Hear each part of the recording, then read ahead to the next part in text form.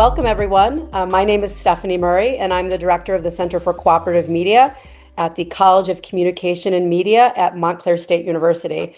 And I am really thrilled to welcome you here today for a very special press briefing with New Jersey Senator Andy Kim. We've been working with Andy Kim's fantastic office for a long time to set up this press briefing. And first, I want to say that we're sorry we're not in person with the senator today. With the nor'easter coming through and flooding and rain, we just did not feel it was safe for folks to be on the road and traveling to Montclair today. So we really appreciate you switching at the last minute and coming to join us on Zoom. And thank you to the senator's office for being so flexible and working with us to get this set up. So the center regularly hosts press briefings for community, independent, and local media across the state of New Jersey. And this is our way to help bring newsmakers in a place that is more accessible to folks who might not always get a call back or might not be able to be in the same room with newsmakers like large media are in our state. And so this is another in the series of these press briefings that we regularly host. If you have an idea for a future press briefing, if there's someone that you want to hear from, make sure that you let us know. You can tell Oni Advincula, who many of you know as Oni, who is our ethnic media director. So today I'd like to hand it over to Senator Andy Kim and Oni Advincula, who will introduce him.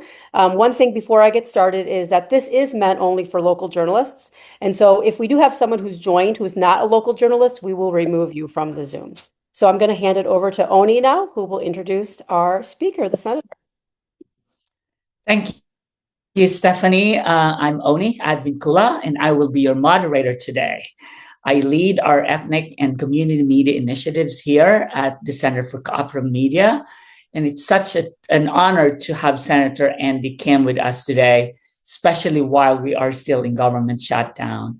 This conversation is so timely and important. And so just a brief background, Senator Kim was raised in South Jersey. He attended public schools and he now lives down the street from the childhood home in Morristown with his wife and their two sons. Senator Kim is not the only first Asian, not the only first Korean American to be elected to the U.S. Senate, but also the first Asian American to represent New Jersey in the Senate. He has been a strong voice for working families and for a more transparent and responsive government. So please join me in giving a warm welcome to Senator Andy Kim. It's great to see you here, Senator. Yeah, good morning, everybody. Thanks so much for joining up. And I'm sorry we're not able to meet up in person, but I promise you we'll have an opportunity down the road. But as mentioned, we weren't sure how the storm was going to be. So, we wanted to make sure that we were able to keep people safe. I want to just save, the bulk of our time for questions to make sure we can get in and talk to as many people as possible. But I did want to just start by saying how honored I've been to be able to represent my home state. As mentioned, I'm the son of immigrants. I'm married to an immigrant. My father came to the United States a little over 50 years ago as a foreign student to be able to try to build opportunities and a family here in the United States. And for me to last year, about 10 months ago, be sworn in as the first Korean American ever in the U.S. Senate. But as mentioned, I'm also the first Asian American ever in the Senate from the entire East Coast of America. And Senator Booker and I are the only all-minority Senate delegation in America right now. And I think it reflects the diversity of New Jersey. And I'm proud that I'm able to now represent 9.3 million people in my home state. There's no doubt these have been challenging times in the United States and challenging times in terms of what comes next. But I feel ready for this and been stepping up to be able to represent my state and to be able to protect people in this time of need, whether that's from the challenges that we're facing so many people in this state when it comes to immigration, when it comes to healthcare challenges that so many are facing in terms of potentially not being able to afford their healthcare. And right now, during a government shutdown, our federal workers, our service members at the Joint Base and Picatinny and other military facilities that are working without getting a paycheck. I'm hearing from them and trying to do my best to be able to bring this shutdown to a close and be able to have the kind of support to the American people that this country deserves. So with that, I just figure we'll spend the time on the questions. I want to make sure we have time to be able to hear from all of you that want to ask. So I'll turn it on back. Thank you.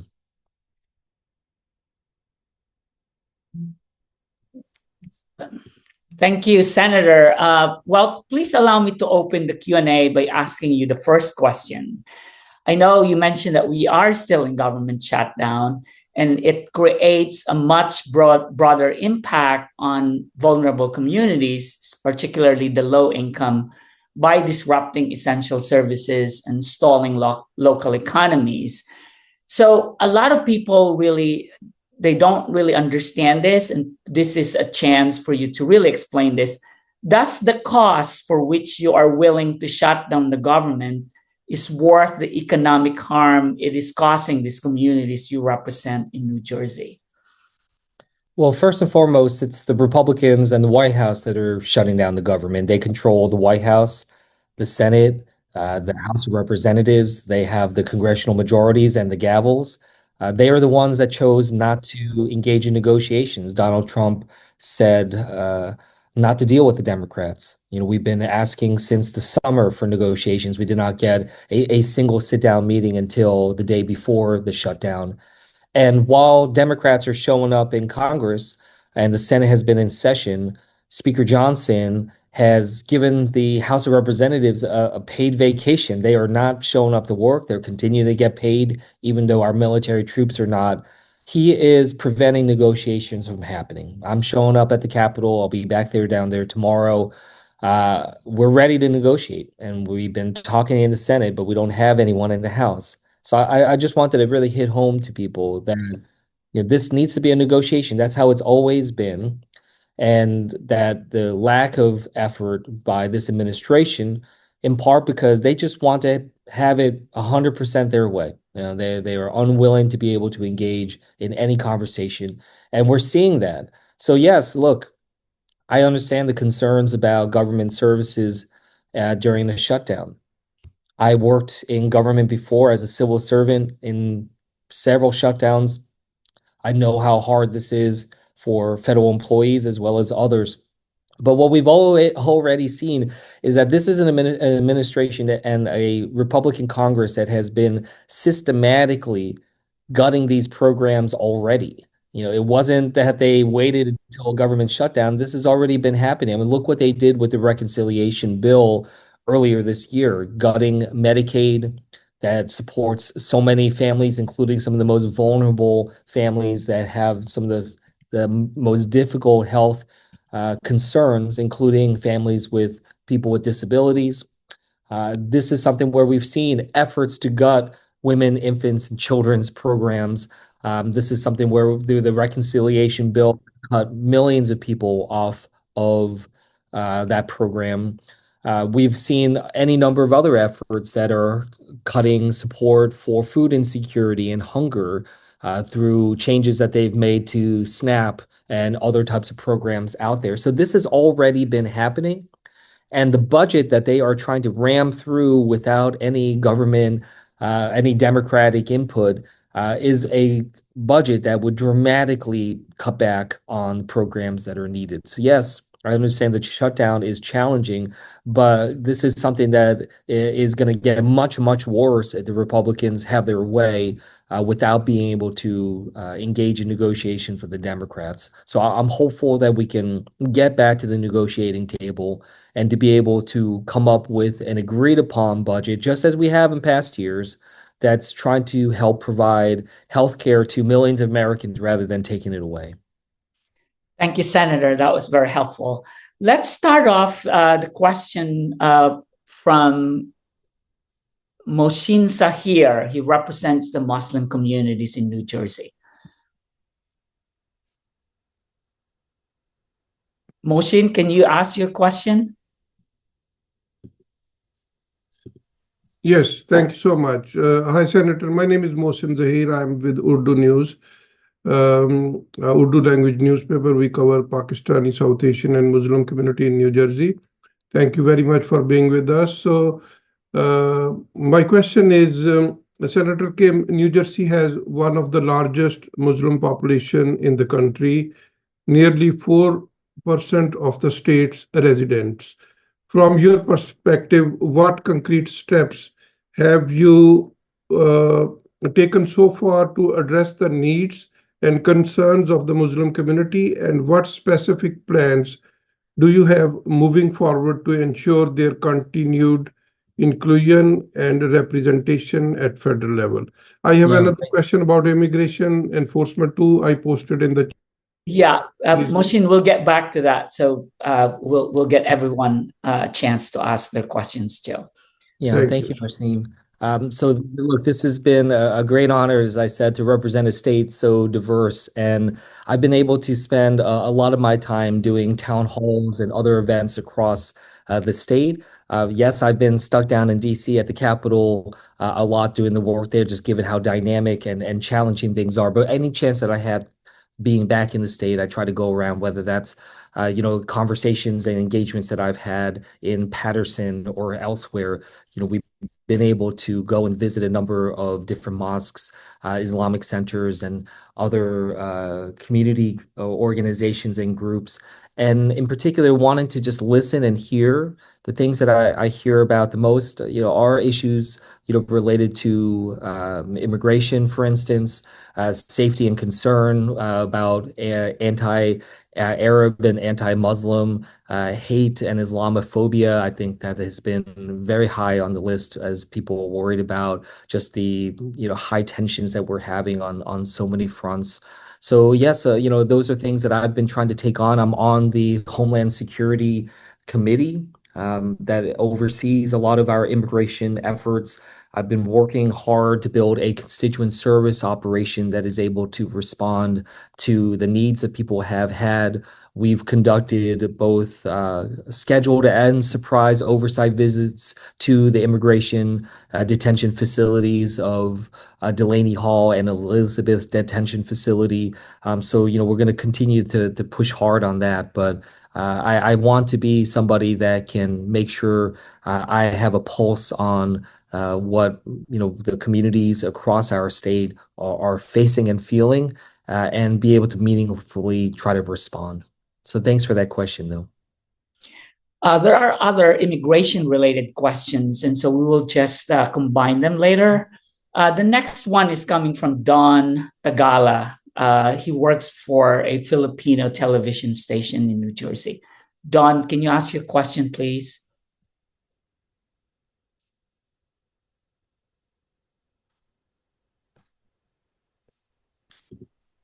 Well, I'm just going to read it. On October 18, millions of people. He's here, Oni. He's there? Yeah. Hey, Don, can you hear me? You can go ahead. Yes, sorry.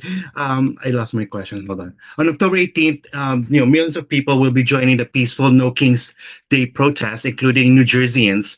And it was peaceful the first time earlier this year. But House Speaker Mike Johnson, as well as other Republicans, are just honestly calling this as the Hate America protest. They say it's a part of a terrorist network and hell-bent on destroying America. So how dangerous is this false talking points about a known peaceful protest, and what should New Jerseyans or New Jersey protesters and media covering the event keep in mind as they attend the No Kings Day? And should we call them, pro-fascist, since they're so against the anti-fascisms? I mean, the Republicans who are, telling this as a Hate America protest. Thank you, Senator. Well, look, first and foremost, everybody has the right for peaceful protest, for the First Amendment rights.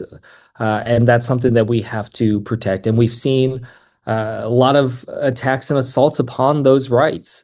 We've seen that in the media in terms of how this administration is trying to crack down on journalists and others from being able to speak out.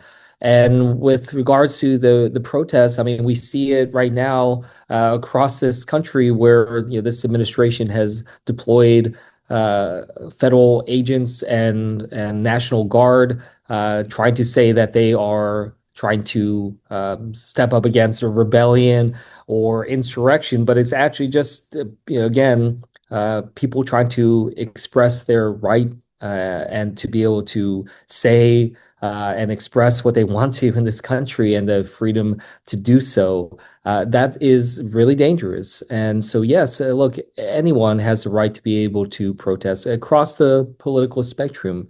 And with the upcoming protests that are scheduled on the 18th, I hope people in New Jersey, if they want to partake, that they should, and that they should do so peacefully. And certainly, I'll do everything I can to try to ensure that continues on peacefully, and that any type of law enforcement or other presence, that they respect people's right to be able to protest. The efforts by Speaker Johnson and others to try to shamefully call these protests as un-American and filled with hate. This is a kind of just divisiveness and the kind of performative politics that honestly I just can't stand. I can't stand how they are trying to divide this country in this way. There was a survey that was very alarming to me. I remember reading it. It was said that the majority of Americans, the majority of Americans would say and call people in the other political party the enemy. And I just think that that's such a dangerous place to be as a country. We should never use the word enemy to describe our fellow Americans. And what I continue to see in terms of rhetoric out of this administration, out of the leadership of the Republican caucus in the Congress, really just continues to incite that anger and that hate and gear people's targets towards people in the other political party in terms of just the hate and the anger. So I really hope that we stop that, because this is such a dangerous moment in this country. Senator, let's go to immigration. This is an elephant in the room. The question here says, is the Senate doing something to stop ICE continuing to terrorize the immigrant communities? Or is it just assumed that you can do nothing to stop the detention of workers and parents and the separation of families? I think this is an important issue, and it affects most of the immigrant communities here in this room.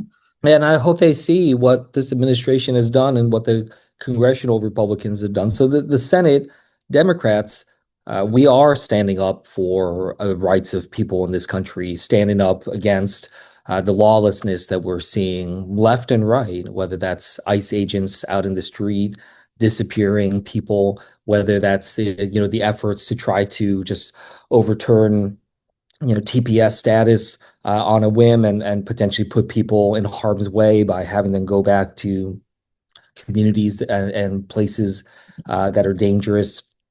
We have been trying to step up and take actions, whether legislatively, oversight, or judicial. As I said, I'm on the I'm on the Homeland Security Committee. This is the committee that oversees the immigration process. We have been trying to step up and have transparency about the actions and the tactics of ICE, trying to have a deeper understanding of how we can be able to know where detainees are located as families and have been concerned, and making sure that they're getting the legal representation that they need. The challenge is again, the Republicans have, through their reconciliation bill, given billions of dollars to ICE, turned it into one of the largest armed forces in the world. And I hope that the American people see that difference. This is not just, this is not Congress did this. It's that the Republican Congress and this administration have been doing this. I have a very different view of what the role of Congress should be in terms of being able to protect people, in terms of being able to support lawful actions within law enforcement in terms of how to be able to respond and keep communities safe. So I'm going to continue to push in that direction, and I hope that soon we can have the majorities in Congress to be able to have even greater leverage to do so. But in the meantime, I'm going to continue to use every opportunity that I have and work with state and local officials here in New Jersey to try to make sure that we are keeping our communities safe. Thank you, Senator. We have a question here, actually, a cluster of questions from WMSC News. Ben Cap, would you mind consolidating your questions and ask the Senator? Sure, I'll do two questions. First of all, good morning, Senator. My name is Ben Cap. I'm the news director for WMSC Radio at Montclair State. My first question I wanted to ask is that many students feel anxious about the future, whether it's job security, the economy, or global instability.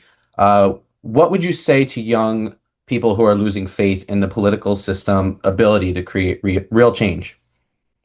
Well, I would first say to younger people, as I've had this conversation and I hear that anxiety, is first I'll say is it doesn't have to be this way. And I hope people feel empowered that things can change. I'm a father of an 8-year-old and a 10-year-old, so I worry immensely about what kind of America my kids are going to grow up in. And I don't want to see this chaos and this instability that we see now to just become the new normal in this country and to be there shaping the world that my kids and their generation are going to grow up in. These are enormously challenging time. When I hear from this one college grad saying that he doesn't think he can ever afford to be able to buy a home because of just how expensive they are and how concerned he is about being able to get a good paying job. I hear that from a lot of people. And so I just urge people to please lean in and see that we can try to move things in a different direction. I met a lot of young people in New Jersey that were energized by what I was trying to do last year in terms of reforming our politics in New Jersey. A lot of them felt like, that our politics had become this exclusive club for the well-off and the well-connected, and that special interest and billionaires are dominating, where the government focuses in on both at the state and the national level. And yes, we do need to change things. The status quo is untenable, both economically and politically in this country. And we do need to create a different kind of politics that can better represent people right now that are struggling to make ends meet, while we have, families that are just, I guess the way I'll say it is just having a level of wealth inequality in this country that is just unsustainable and something that is crippling so many American families. So I hope young people stay engaged. I've been saying this line a lot over the last couple of years, where I say that I believe that the opposite of democracy is apathy. It's when we feel a sense of helplessness. And I understand where people are coming from. It's easy to feel helpless in the face of such significant challenge. But I hope that people channel it into real change, whether that's the governor's race just a couple weeks away. That's a chance for us to make real change here in New Jersey and to try to have a choice about what comes next into the midterm elections, the next presidential race. These are important decisions that we need to make, and I hope people get engaged. So thanks for that question. Thank you so Thank much, you. Ben. I had one more question. Ben, let's go back later on so we can give, because we have a lot of questions on the queue. I'll try to stick around and make sure we can end. Yeah. So checks and balances are something that we worry about. So I'm going to ask Marivier Montibon to ask her question about this.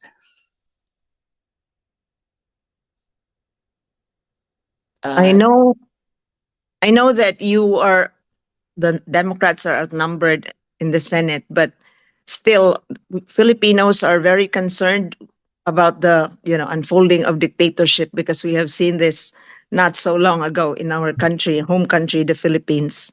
So what is the Senate doing to effectively protect checks and balances in government now? especially that we see President Trump has clearly been ignoring this, and he has this character to just ignore it and push for what he believes and thinks for his interests. So please enlighten us on this. Thank you. Yeah, well, like I said, in this day and age, you can't talk about the Senate as a whole in terms of how it's engaged with the Trump administration, because I have real concerns about the lawlessness. I just gave remarks on the floor of the Senate talking about how we're seeing, mob boss tactics right now by the Trump administration, whether that's actions. I'm here in Newark right now. I can look out into the projects of the Gateway Tunnel project and the Portal Bridge, the efforts that they've taken to hold off and stop the money flowing to this project just because they were angry at Democrats for standing up against this lawlessness. That is very dangerous. That is not something that is helping anyone. In fact, it's hurting the American people and hurting the people of New Jersey across the political spectrum out of just political retribution. That is the type of action that I saw when I was in diplomacy working abroad as a State Department officer. I saw that kind of action in authoritarian states. I never thought that I would see it here at home. So yes, this is dangerous. And what we see right now is we don't have three functioning branches of government right now because the congressional Republican leadership has abdicated their responsibilities. The Constitution is what I swear my oath to protect. That's not to a political party or an individual president. We are, again, leaders of a separate branch of government, in fact, Article 1 branch of government. Yet the President of the United States has been engaged in efforts to rescind the parts of the budget that we passed through the Congress by law. These types of actions are undermining Congress's authorities to be able to set the national budget. It's part of why we don't trust this president right now in terms of the agreements that we can come up to in this government shutdown in terms of what pulls us out of it. So yes, we have been taking actions as Senate Democrats against the lawlessness, standing up and trying to vote against these rescissions. We've gotten some Republicans to agree with us actually on this. We just haven't gotten enough. So we're going to continue to push back, on, for instance, these tariffs that we're seeing right now that are hurting so many people. The tariffs are damaging and dangerous. It's crushing small businesses right now. That is illegal. The president cannot control the tariffs globally. That's something for Congress to do. But he's declaring emergency powers to be able to give him that authority. Well, look, people in authoritarian nations around the world, they know that playbook. They know how someone can declare a national emergency and use that to consolidate power. So we have introduced measures to repeal these states of emergency to take back our power. Again, we've gotten a few Republicans to agree with us, but not enough to be able to pass it through Congress. But we're going to keep trying and also let the American people know that this is not something that can continue to go on. Thank you. I'm going to bring you back, Senator, to New Jersey. There's someone here who wants to ask about Gateway Tunnel. Yeah. Matt, would you want to ask your question? Oh, sure. Thank you. Yeah, the cuts to funding for Gateway have been a huge issue here in North Jersey, especially in Montclair, which we cover. What are your thoughts on that? You mentioned it before, and what can either local communities do, or what can you do about that? Yeah, well, look, first and foremost, I hope everyone across New Jersey and New York can jointly come together and condemn this action. And I have to say, I'm very disappointed at some of my Republican colleagues in Congress from New Jersey that have refused to condemn this administration's actions for doing so. They know how important this is for our state, and we need to stand together and say, look, regardless of our differences when it comes to the government funding and the budget, we should not be stopping funds to this vitally important national infrastructure project. I'm on the Commerce Committee, which oversees the Department of Transportation. I had before our committee Secretary Duffy when he was coming up for a confirmation hearing. By the way, Secretary Duffy is a constituent of mine. He is from New Jersey. He understands the importance of this. And in fact, in the hearing, I asked Secretary Duffy, my first question was, is the Gateway Tunnel project of national importance? And he said, yes, absolutely. This is a critical infrastructure project, not just for New York and New Jersey, but the entire nation. He talked about the economic benefits it would bring, but also the economic catastrophe that would happen if there was an infrastructure problem that prevented train traffic through the Hudson River. So this is something he recognizes is of national importance. In fact, that they're using as a political chip for political revenge is irresponsible and reckless. And it's something that I think people across New Jersey are furious about, as I've been hearing so much about it from so many people. So we're going to continue to step up against it. I've gathered support as much as I could in the U.S. Senate to try to push back on this. We've called for investigations into this type of action through the committees that I'm on. I've engaged closely with the governor and others in the state to try to look at what actions we can have, including legal action. So, we're proceeding on all fronts to try to push on this. So hopefully we'll keep the pressure on. But I will say one more thing, which is I think this is going to backfire immensely on the Trump administration. People don't like this. And with this governor's race coming forward, I certainly think that Trump's lost this governor's election for the Republicans because so many people are just upset about this type of action. And again, these mob boss tactics that nobody likes, especially here in New Jersey. We're very sensitive to this kind of action that's going to hurt people. So we'll see where things go, but I think I think we're going to continue to keep the pressure on, and I think the Trump administration is starting to realize that they made a bad mistake.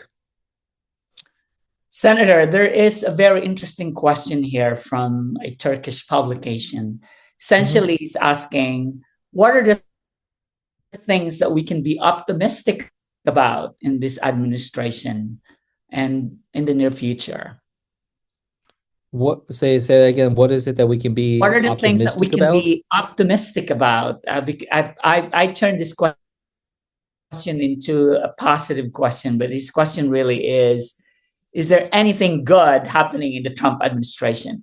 But I flipped it to make it more positive. Yeah. What can we expect? I mean, look, there are things that I would say, first of all, like there are goals that I would have been supportive of if it was done in the right way, but the way in which they've gone about this have been enormously damaging. So for instance, I worked in federal government before. I know there's ways that we can make our government more efficient. And I would have supported working in bipartisan ways to be able to try to engage. But what they did with the Doge campaign and Elon Musk and what they're continuing to do with Russell Vogt in OMB is absolutely wrong. It's something that is just trying to literally just punish, federal workers. And in fact, the OMB director has previously said that he wants to traumatize our federal workers, make them feel like the enemy. And that's exactly what he's doing. I've tried to engage this administration on things that I see as potential common ground. So, for instance, on innovation, I've been wanting to push on this. I've been trying to. I helped get the Chips and Science Act through the last administration in a bipartisan way, and we've been trying to make some investments when it comes to artificial intelligence. And this administration has taken some actions there that I find noteworthy and positive, but they've taken a lot of actions that are actually weakening us globally when it comes to our ability to do innovation, like the tariffs, like the antagonizing our allies and partners, like Japan and Korea. Was two countries I just recently visited that have been long-standing treaty allies of ours that we've been hurting. I support the efforts, for instance, on shipbuilding that the Trump administration has been pushing on. And again, I'm trying to find some bipartisan ways there to be able to engage. Look, some of this was already in motion before Trump came into office. Yeah, like the efforts at the Philly shipyard to try to get that up and running and to be able to do more domestic manufacturing. So yes, there are some actions there on shipbuilding that I think, this administration is taking some good moves on, and I will try to support that. But we also have to be mindful that it's not going to happen overnight, and these tariffs are going to actually make it harder for us to get the material here to actually do the shipbuilding. Not to mention that they are hurting the workforce that we need. As they've shackled and chained up Korean workers down in a plant in Georgia. That's not going to help our ability to be able to draw in the kind of workers that we need to help train up domestic workers. Like, we just do not have the workforce domestically to do a lot of this right now. So we need to work with our partners. So those are a couple places where I've been trying to find some common ground and engage on, and I will continue to try to do that while I stand up against the things that I find to be dangerous for the country. Thank you, Senator. We'll go to South Jersey. We have Clyde. He has had his hand up for a long time. I'm sorry, Clyde. Hey, Clyde, if you could turn on your video for a second before you answer, that'd be great. Thank you. How's that? Hey, Clyde, how are you? Okay, Senator Kim, Clyde Hughes, front runner, New Jersey. We've met several times. It's good to see you again. I wanted to get your opinion on how the shutdown is being used by the administration. And you've kind of touched on it a little bit, but it seems like it's a continuation of this campaign against minority communities, particularly the Black and Latino communities. You saw where when the administration first came into office, where attacks on DEI, the intensification of their immigration deportation specifically targeted those communities. Do you see the shutdown as a continued intensification to attack these communities? And that may be the wrong word. Attack may be the wrong word. Affect these communities. That's probably a better word for it. Yeah, look, I think that's important to point out that, again, this isn't just about the shutdown, as this has been a longstanding effort by this administration to go after and try to gut programs and support to some of the most vulnerable communities in this country, and especially seeing that amongst support, for instance, the Women's, Infants, and Children's program, for instance, WIC, something that has helped a lot of people across New Jersey, including those in the Black community, Latino community, the AAPI community, and others. And we see that that attack upon it through the reconciliation bill. There are about 8 to 9 million people that benefit from the WIC program, and the cuts that they made to the reconciliation through the reconciliation bill to Medicaid could very well remove about 3 million people from support to WIC. I mean, so this is devastating in terms of the actions that are there. We're seeing efforts right now to try to dismantle and abolish the Department of Education. You see the programs that are being cut right now. They just fired a bunch of workers at the Department of Education who work on programs that support children with disabilities. And these are programs that are so dependent on by so many communities in New Jersey, especially some of the schools that have the hardest time funding programs for students with disabilities. And those programs are often in some of the more disadvantaged areas of New Jersey. And so it just, I just honestly, just get so upset and frustrated. The idea that that's where this administration is cutting, support for families with disabilities, support to kids that need this support the most. So again, I hope the American people see through so much of the lies put forward by Speaker Johnson about healthcare, about these programs that we're trying to push forward on. Especially with, for instance, the ACA subsidies we're trying to preserve. I mean, we're talking about, upwards of 4.5 million Americans that could lose health care, over 20 million that could see their costs double, if not triple. I was just down at a diner in Egg Harbor City, so down in South Jersey, and I heard from a woman who was telling me like she's not sure that she can afford her health care if this continues on, and is worried about so many others in the community that are struggling. And that kind of story I'm hearing all over South Jersey and all over New Jersey as a whole. So thanks for raising that point. Thank you, Senator. We have a question here from Anthony Orlando of Public Square Justified. Anthony, can you ask your question? This is about the detention center in New Jersey. Yes. Good morning, Senator.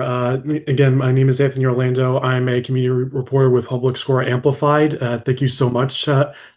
Now, my question is, I am currently working on the ongoing coverage of the Trump administration's plans to turn Joint Base McGuire-Dix-Lakehurst in New Jersey into a temporary immigration detention center. In July, you opposed these plans, and while the administration continues to withhold information about said plans, how can state residents prepare themselves should this detention center ramp up ICE activity in New Jersey?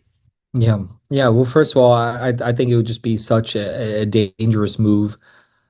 First and foremost, like, our military can and always should be seen as there to protect and defend our communities, not be a place where people within our community are then taken away and detained.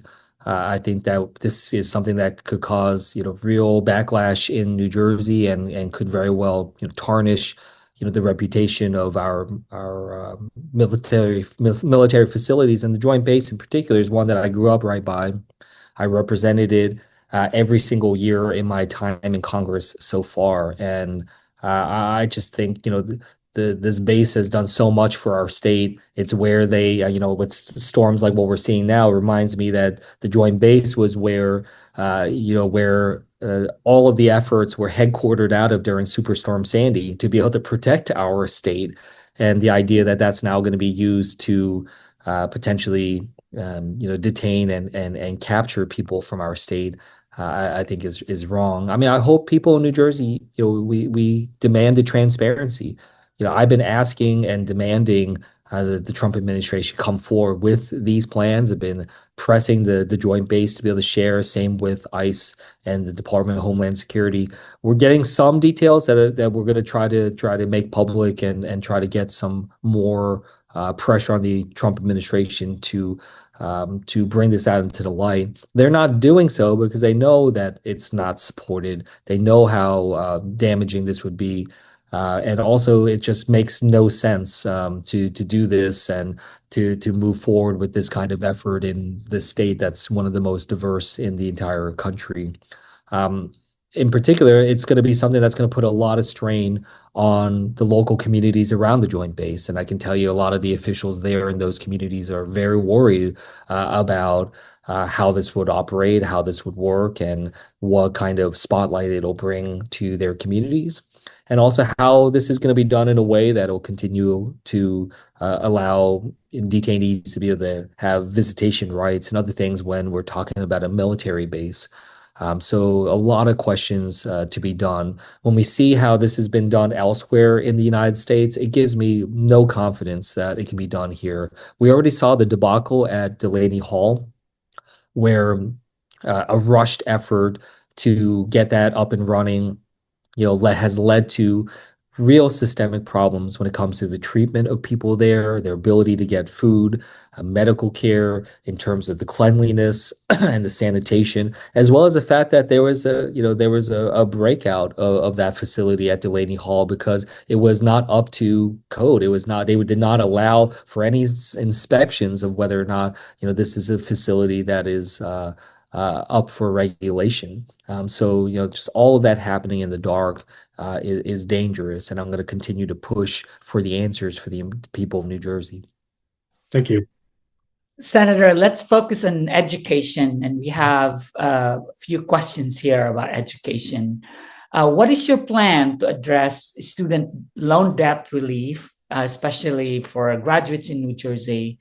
And how will you support federal actions in terms of financial aid for low-income students in the state?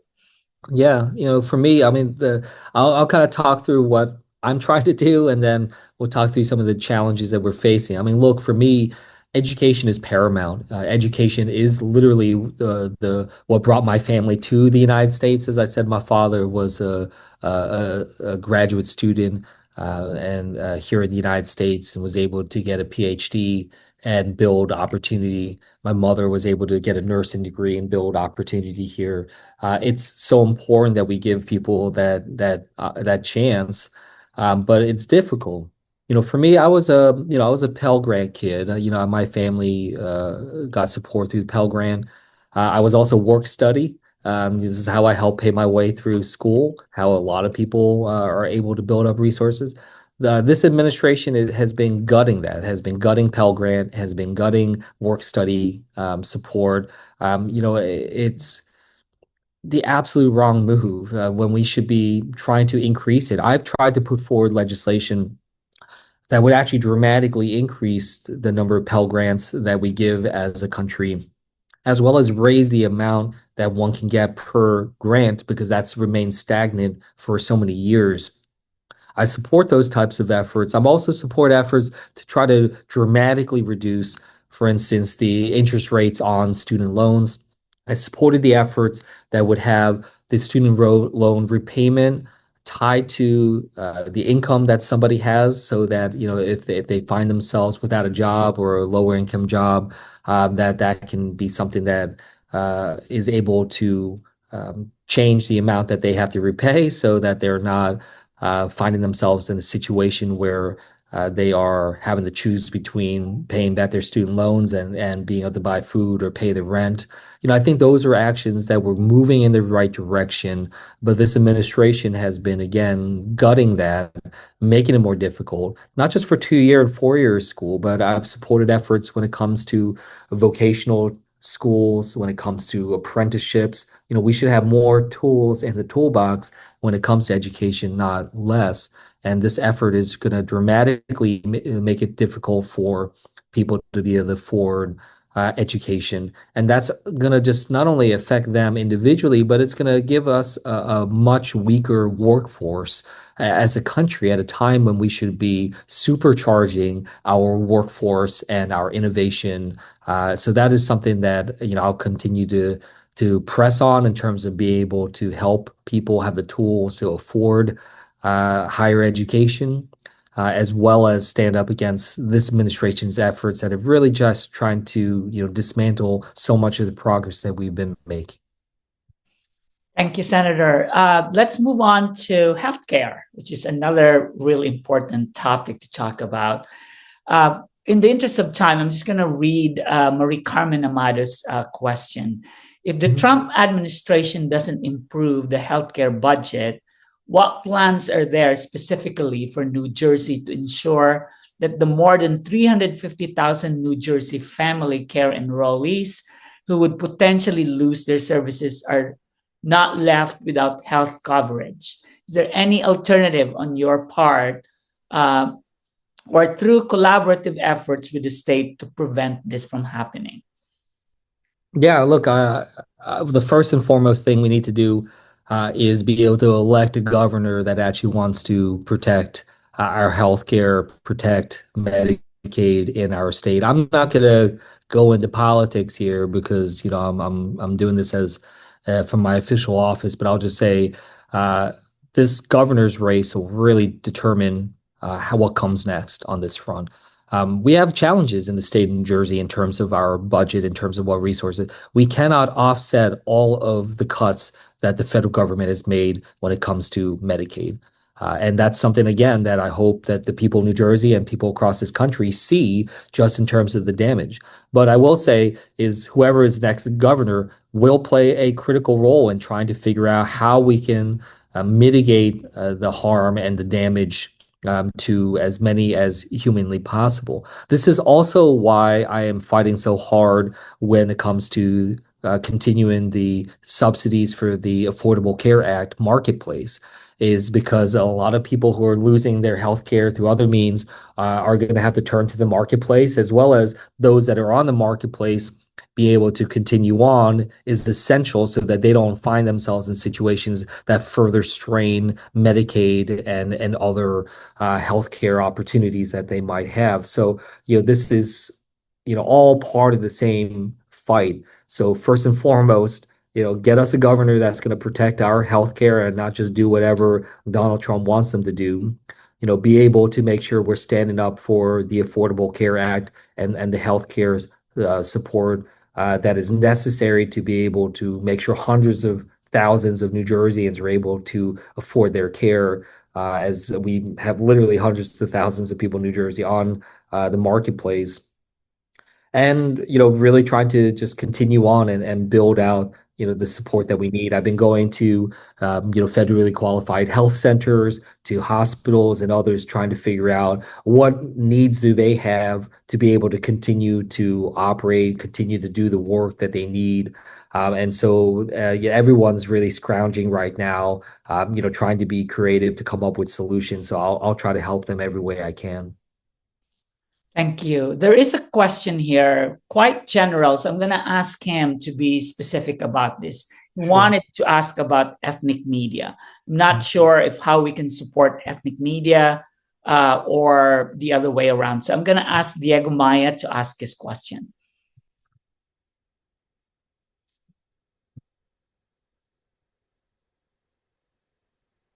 Diego, you're muted. Okay. Good day, Senator. My name is Diego Maya, Latino Spirit Media and U.S. Latino Affairs.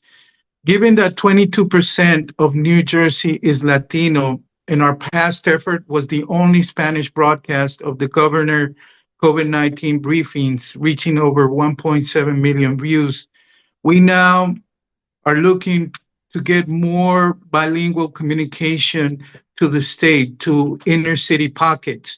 We've successfully partnered with Newark's Mayor Baraka and the districts like public school districts like Camden and Vineland to provide this service. Senator, how can you establish federal policies that mandate state and county government institutions to grant independent media direct access to ensure this essential service, including advertisements? Yeah, look, I'm a big supporter of having more diverse media out there and be able to communicate. I represent 9.3 million people right now. I am fully aware and have seen the challenges of getting communication out to them about essential services, about storm preparedness and other things that they so badly need, as well as for me to be able to hear from them about their needs. So I'd be very supportive of continuing federal support and potentially even increasing it in the right ways to be able to promote. This is something that's under attack right now, not just in terms of ethnic and community media, but we see this administration has cut billions of dollars to PBS and public media, and is trying to dramatically reduce the different types of diversity that we find within our media right now. So I'd like to stand against it. I don't think we can take steps that would require or mandate the state or local communities to get engaged, but we can certainly try to find opportunities to provide funding so that they can work with local media and figure out how best to be able to to be able to promote that type of communication, as well as be able to grow that reach so that more and more people can be able to find out what's happening. So yeah, I'd love to stay in touch with you. And frankly, everyone here, I mean, I wanted to do this. I was excited to do this because I want to get to know you all better. I want to make sure that we have the kind of connection. So if there are things that I can do to help lift up the work you're doing, but also if there's questions you have about, what's going on that and you think it would be good for your readers or your listeners or your viewers to hear from me, let's continue to push that. The more we can, lift up the work you're doing, I think hopefully the better we can try to preserve it going forward. So thanks so much for that question. Senator, there is a beautifully crafted question here, which is really interesting. What books have you read or are you reading lately that have helped you contextualize and approach the current political reality? Yeah, that is a great a great question. So I read I've been reading. So as I told you, I have an 8-year-old and a 10-year-old. I have two little boys, and I approach this question a lot, as not just a senator, but as a parent, in terms of what comes next. I've been making my way through a very powerful book called The Anxious Generation that very much lays out the concerns that are happening to young people in our country when it comes to the just overabundance of access to social media, to smartphones. I think about it a lot, again, what I do with my own kids. It's challenging, keeping them off of screen time, trying to find the right way to work with their teachers to be able to figure out what's the best way for them to learn. But it's hard. I've been, I'm in the healthcare and education committee. So we've had a couple committees hearings that I've been pushing for. I've been working in a bipartisan way to push for this, and we're exploring actions like about whether or not we should be taking action federally that could try to ban smartphones from schools, or to put into restrictions, age restrictions for social media. We had a hearing just the other day about artificial intelligence and whether or not young kids should be able to have unfettered access to to AI chatbots and to other types of technology when we can't guarantee safety. As like one of my colleagues was pointing out that an AI chatbot actually taught a kid how to do self-harm to themselves, which I just thought was so scary. So that's that's something that I've been engaged in. The other thing I'll just say, and you can tell that the things, I don't have the time to read too many books these days, as you can imagine. Mostly just as I'm kind of commuting, I've learned the joys of audiobooks as well. But I've also been reading. My father's health is declining rapidly, and I've been really struggling with that. And I've been trying to take some solace in books that can help me understand how to try to support him, as well as just kind of understand steps that we should be taking as a family to be able to afford this kind of challenge when it comes to healthcare, and better provide the support to him and to the rest of my family, and also how to deal with it mentally too, because I'll be honest, it's overwhelming. I am part of the sandwich generation. I told you I've got these little kids, but I'm also now having to be a caretaker to a father that has problems beyond my capabilities. And then I also, as you know, have a very tough day job. So it's just, trying to kind of grapple with all of this. It's a lot, but it helps me kind of recognize like how many Americans are struggling with this right now, like how much of an elder care problem we have right now, how much of a retirement crisis we have right now, when so few Americans are able to get to retirement age with enough savings, and we see just a level of anxiety that are being faced. So, those are the things that I've been reading about the most. Not the most uplifting, of course, but things that are real problems that a lot of people are facing.